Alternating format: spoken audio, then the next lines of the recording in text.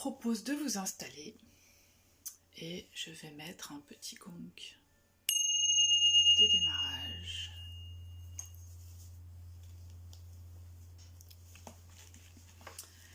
Donc, je vous propose de vous installer dans une position harmonieuse, une posture d'état d'être où vous vous sentez bien.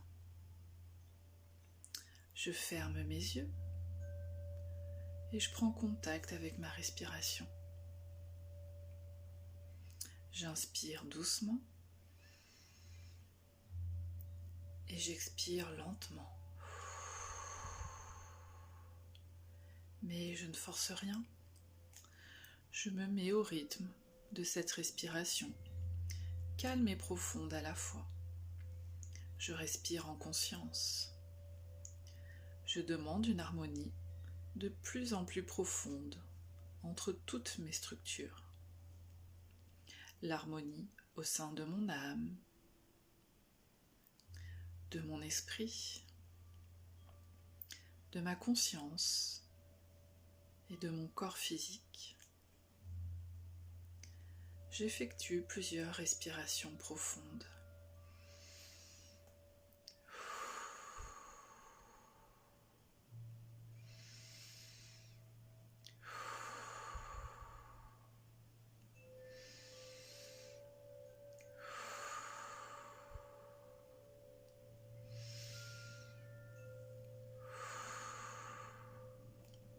À l'inspiration, je sens ma cage thoracique se gonfler. Chacune de mes cellules se nourrit, se régénère. À l'expiration, mon thorax se dégonfle. Mes cellules offrent au monde ce que je suis, toutes mes connaissances internes. À l'inspire, j'inhale l'univers entier. À l'expire, tout mon monde intérieur est offert à l'extérieur, au monde.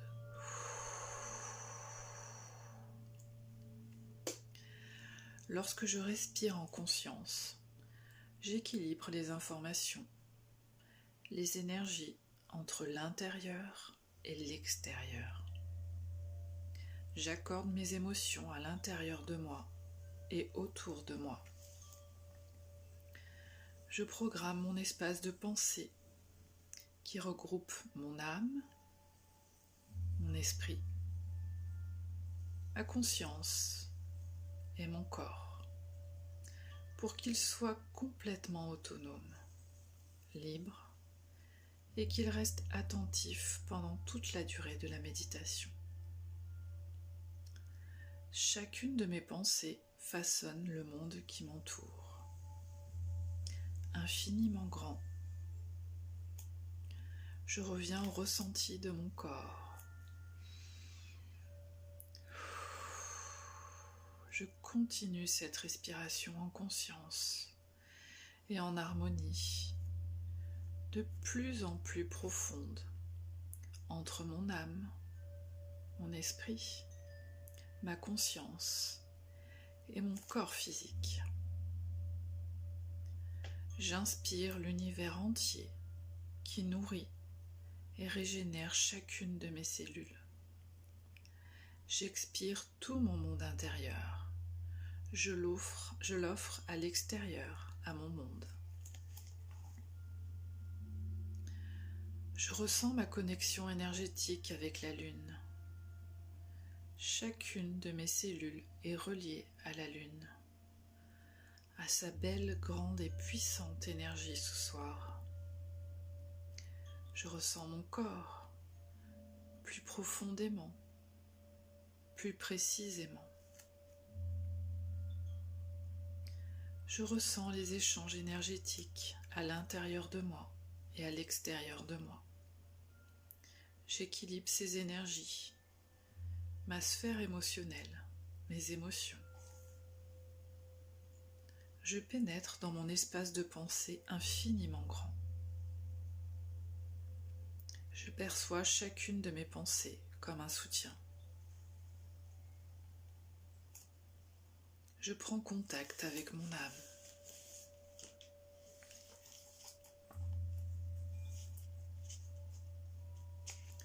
Honorer le cycle de la Lune à travers une méditation est une façon de m'aligner avec la nature et les énergies qui m'entourent.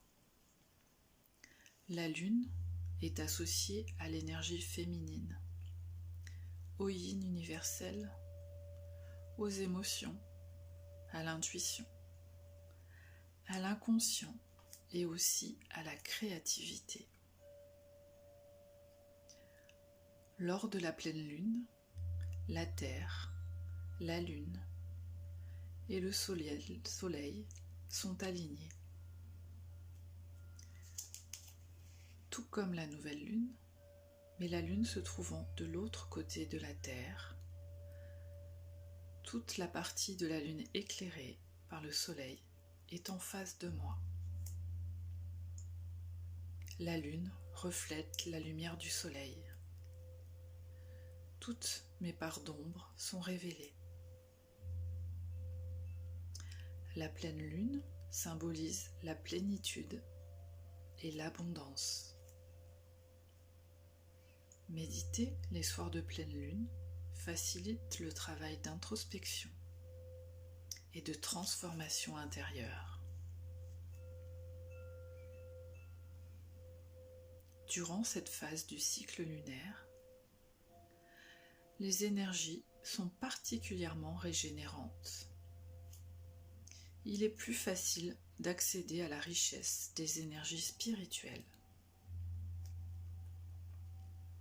C'est un bon moment pour prendre conscience au fond de mon cœur de mon unité avec le grand tout, la conscience universelle dont je fais partie et dont la source de lumière est également en moi-même. Comme dans chaque être, chaque végétaux, chaque animal, tout ce qui m'entoure est une part de moi-même. En prendre conscience, c'est respecter le vivant dans toutes ses dimensions et me respecter moi-même. Je ne suis séparée de rien. Tout est interconnecté. Lorsque je me connecte à cette source intérieure, inépuisable, qui alimente en permanence mon cœur et me permet de poser des actions justes autour de moi, toujours dans le respect de tout ce qui m'entoure, tout ce qui constitue le vivant dans toutes ses dimensions. Méditer grâce aux énergies de la Lune est un bon moyen pour me libérer des émotions négatives, transformer mes croyances limitantes, me connecter à ma sagesse intérieure et augmenter ma puissance vibratoire. L'énergie s'accumule dans mon corps. À cette période, j'ai tendance à avoir plus d'énergie. La Lune m'envoie sa douce énergie sur chaque centre énergétique, organe, cellule. Les ouvre bien grands, les nettoie et les harmonise. Série numérique de Grigory Grabovoï, de retour à la norme, en donnant l'information sur la cellule leader pour l'harmonisation des chakras et des méridiens. 8, 8, 8, 8, 9, 8, 8, 8, 8, 7, 8, 8, 8, 8, 8, 8, 8, 8, 8, 8, 8, 8, 7, 8, 8, 8, 8, 8, 8, 8, 8, 9, 8, 8, 8, 8, 7, 8, 8, 8, 8. La première pleine lune de l'année, en janvier, est appelée la lune des loups, car c'est à cette époque que les loups sont très actifs et qu'ils hurlent le plus. Cet acte de vocalisation est considéré comme une purification profonde de notre essence, ainsi qu'une remise à zéro énergétique. Les hurlements de loup peuvent être comparés au chant que l'on pratique en inspirant et en expirant. C'est une forme de méditation puissante qui peut m'aider à équilibrer mon esprit, mon corps et mon âme. Ce chant aide à purifier mon aura de la toxicité et des blocages. Je chante pendant cette pleine lune pour accompagner ma grande remise à zéro. La lune du loup sera le moment idéal pour une profonde remise à zéro.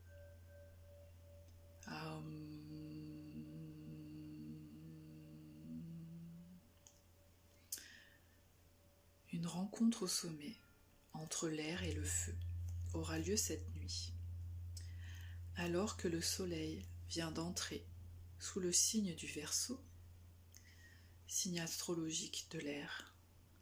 La lune sera pleine et sous le signe du Lion, signe astrologique du feu. Un cocktail astrologique détonnant qui promet une vague d'énergie féconde mais indomptable.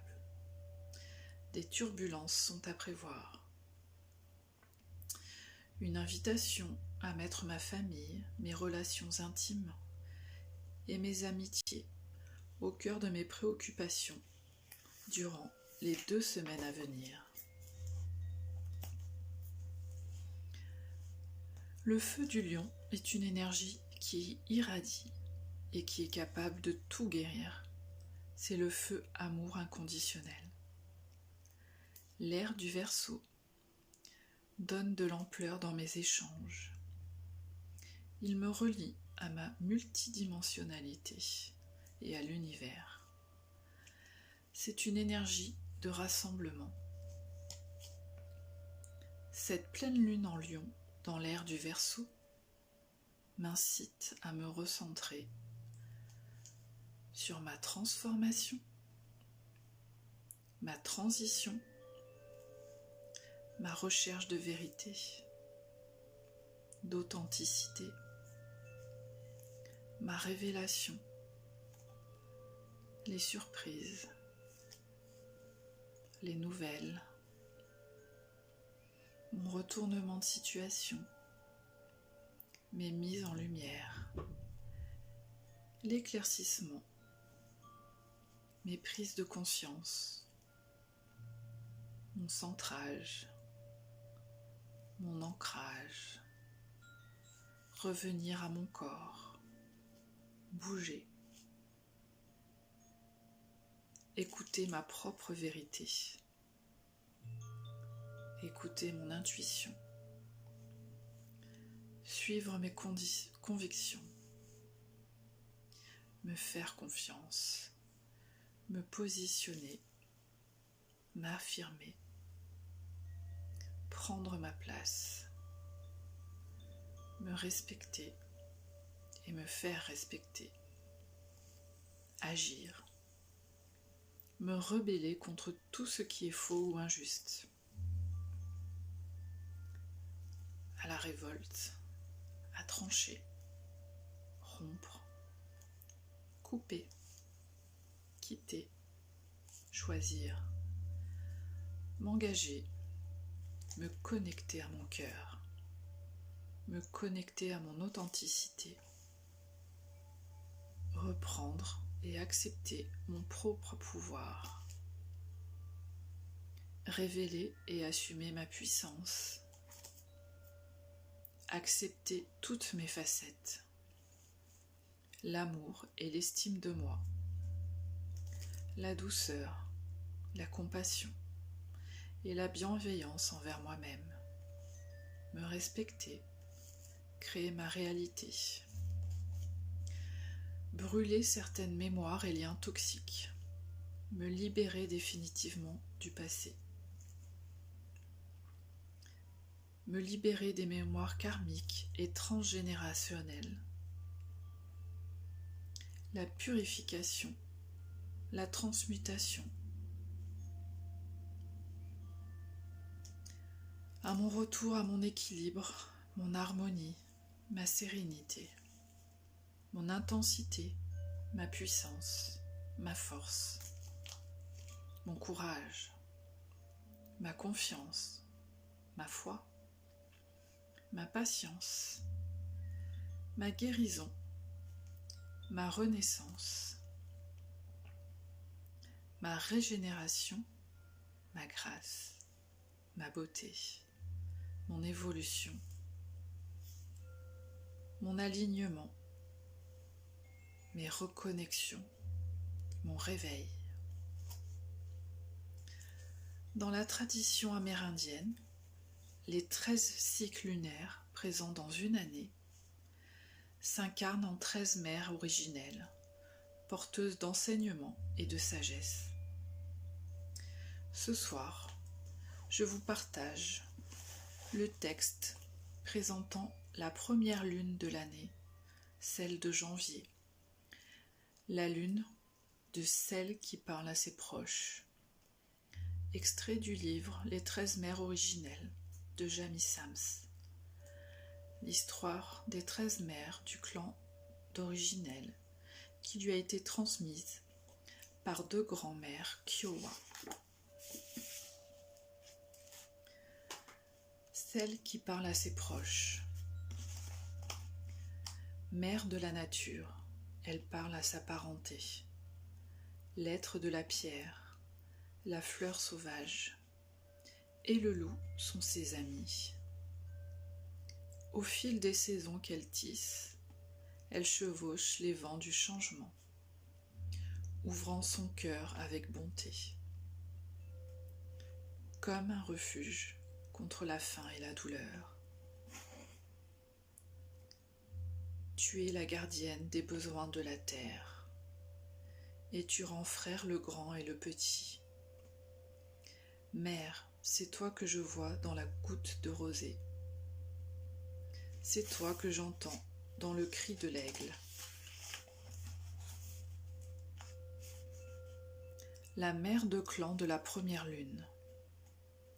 Celle qui parle à ses proches est la mère de clan du premier cycle lunaire.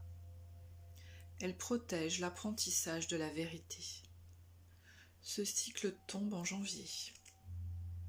Il correspond à la découverte de notre parenté avec chaque forme de vie, avec la présence de tout ce qui existe. Ces enseignants sont les alliés de la nature, les 4 vents du changement, le peuple des nuages, les êtres du tonnerre, les animaux de la création, le peuple des arbres, celui des plantes, le petit peuple des elfes et des vats, le peuple des pierres, les chants de clans de l'air, de la terre, de l'eau et du feu, et toutes les autres formes de vie, tous ces êtres à qui nous sommes apparentés dans notre famille planétaire, sont également nos enseignants.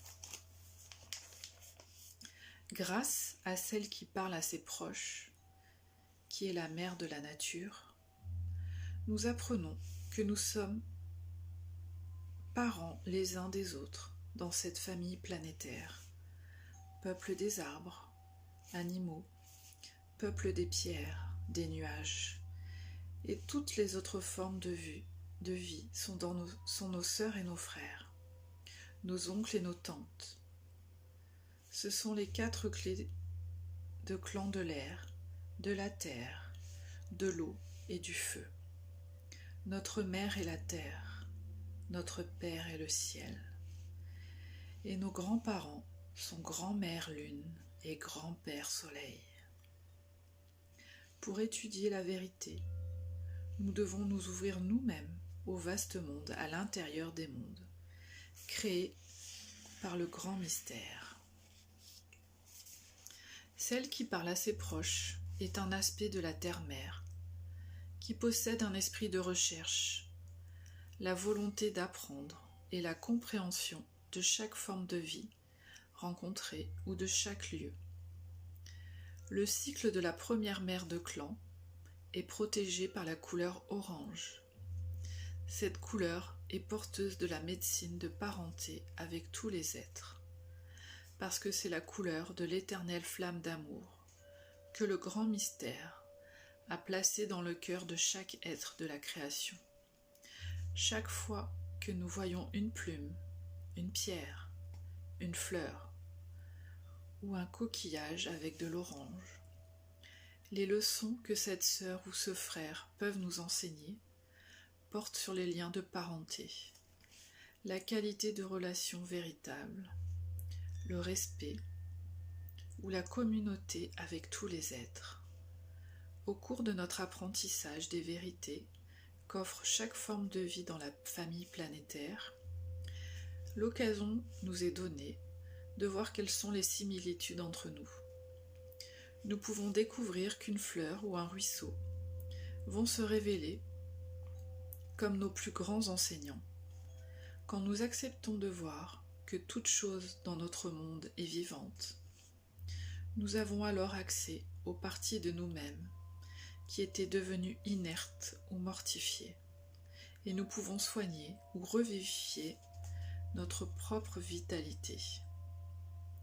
Être en parenté signifie avoir de bonnes relations avec la force créatrice, avec le soi, avec notre oranda ou essence spirituelle, avec notre corps, notre famille, nos amis, nos valeureux adversaires et avec tous ceux à qui nous sommes reliés, en tout endroit du monde. Ces relations peuvent devenir aimantes et bénéfiques, en nous offrant des occasions d'échanger des idées et d'apprendre à partager dans l'unité pour grandir dans la vérité. Pour celle pour qui tous sont proches est la mère de la nature. Elle accueille toutes les formes de vie à l'intérieur de son clan.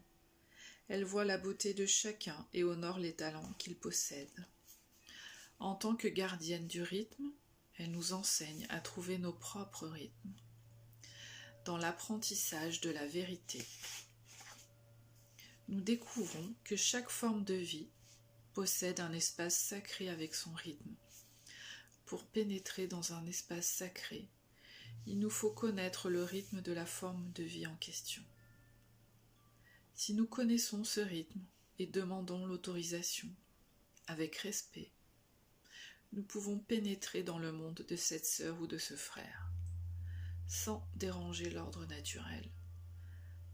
Celle qui parle à ceux à qui elle est liée nous enseigne ces rythmes et la façon dont les créatures sauvages acceptent volontiers d'entrer en relation avec certains humains sans avoir peur, alors qu'elles fuient les autres. L'acceptation ou la non-acceptation résulte de l'intention de l'humain, de son attention au respect des rythmes et de l'espace sacré de l'animal rencontré, et de sa bonne volonté à apprendre la vérité enseignée par cette forme de vie. Gardienne du temps et des saisons, celle qui parle à ceux à qui elle est reliée, s'occupe des besoins de la terre. Cette mère de clan c'est comment avoir recours aux chefs de clan de l'air, de la terre, de l'eau et du feu, pour produire l'équilibre climatique nécessaire à la survie de la planète. Elle enseigne aux êtres humains que dérégler les forces naturelles ou les éléments porte à conséquence car chaque action contient sa réaction, même s'il n'est pas immédiatement visible. Le résultat va sûrement affecter le subtil équilibre écologique de la terre-mère. Si, dans sa médecine, un homme demande à pouvoir faire tomber la pluie, il devra être avisé de la quantité d'eau que le sol peut absorber et des effets prévisibles des ruissellements. Celle qui parle à ses proches est la gardienne de ces mystères, et elle incite constamment à faire attention à ce que les rythmes intrinsèques de chaque vie soient maintenus.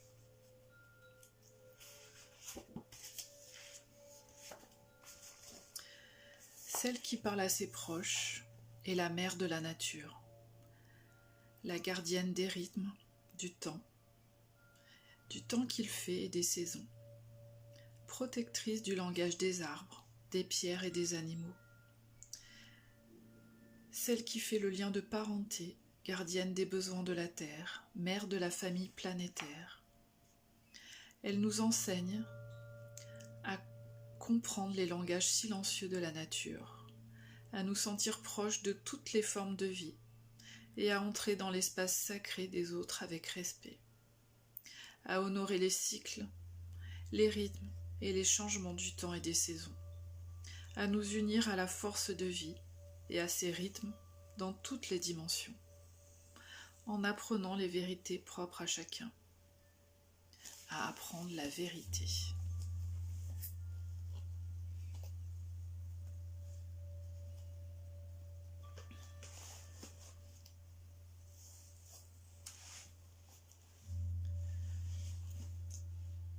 Quand vous serez prêt, vous pourrez revenir tranquillement à vous, ici et maintenant, pour révéler votre plus belle version, en ouvrant les yeux et en bougeant les mains.